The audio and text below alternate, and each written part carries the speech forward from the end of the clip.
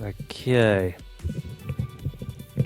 So yesterday, I went to that Amazon Dev Day thing back at the London office, and actually turned out to be quite useful in terms of trying to get some sort of stats on the Amazon App Store. Because quite frankly, before that, it was a bit of a black box to me. I only knew bits and pieces like how the underground worked and that type of thing. But they've got they gave us some other stats in terms of how many people convert to pay money from the Amazon App Store, and the reason why there doesn't seem to be a catch for the Amazon Underground as well.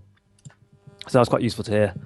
Uh, and quite honestly, they also had some other devs come up from London that have been using the Amazon App Store to release their games and whatnot, and they gave a comparison of the number of downloads compared to all the stores and the differences between the customers that come from the Amazon App Store. So that's pretty good. What else was there? Met a few people. Need to actually email a few more people. Got some business cards that I need to contact and follow up on people. What else was there? Anything useful? Got a couple of freebies. And met a few indie stars, including the guys who make Fist of Awesome. So actually, it turns out. So a quick stat is, let's say, actually, I'll do a couple quick pointers in terms of the most useful bits of information I found from the Amazon App Store, just a normal App Store, not the Underground. Turns out that 64% of the gamers there actually use money to pay for something, compared to 41% on the store average across all OSs and 37% on Google Play Store. The audience is smaller because of the nature of the Amazon App Store. There's a separate download for devices that are not Amazon, but the percentage and the play session length is much higher. The play session length is around double to normal as well. And the theory is something to do with the customers that are generally in the Amazon ecosystem. So they've got a Kindle device and they're more likely to use it and trust the Amazon App Store versus the Google Play Store, for example, which is a bit odd, both interesting and odd at the same time. Turns out that actually as well, Amazon do something called merchandise. So it's like Cafe Press, where you can upload an image and get t-shirts printed. So the Amazon are now digging into that now. So it's invite only at the moment, but they're doing this. So you can create merchandise for so a small independent developer or a media company can produce merchandise quite cheaply in comparison.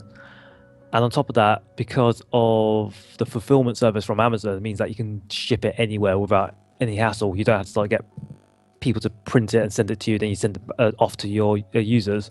But so they start off with t-shirts. I think they're going to move on to plushies, cups, and that type of thing. So that's pretty cool. Yeah, I was actually quite surprised by that as well. I was like, woo, okay, that's new. That's quite interesting.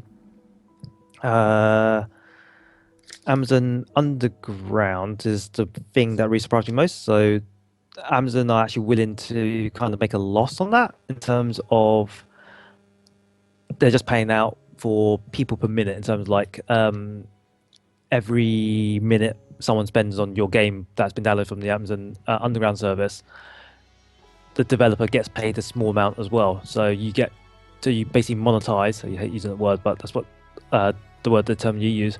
They monetize all of your audience rather than the 3% that normally pays on free-to-play titles, which is quite cool. And apparently, it's no catch. The catch is that Amazon kind of want people to be in the Amazon ecosystem, so they want people to keep using Underground and also be within that whole Amazon space. And they also want developers to trust Amazon more as well. So as they get more money from Amazon, they tend to trust them more, and therefore more willing to use things like the enterprise level services like AWS and that type of thing. So for them, it's more about stickiness and customer base rather than actual pure money. What else was there? Nicole Hunt was there from This Was Awesome. Future Games of London, who did the Shark games. They also did a presentation on porting, or porting to the Amazon TV, or using the Amazon TV as a platform. and also said there's a whole bunch of different things you need to start taking into account versus mobile games. So like safe areas for TV screens is still a thing.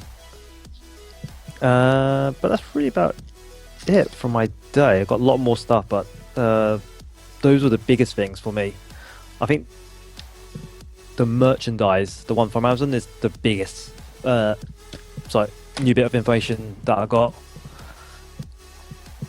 because that is quite cool. I know it's not a new thing, like uploading a t-shirt and getting it printed and whatnot is not a new thing, but that combined with Amazon's like fulfillment service, being able to like send a t-shirt anywhere in the world without having to deal with that issue yourself, is quite cool.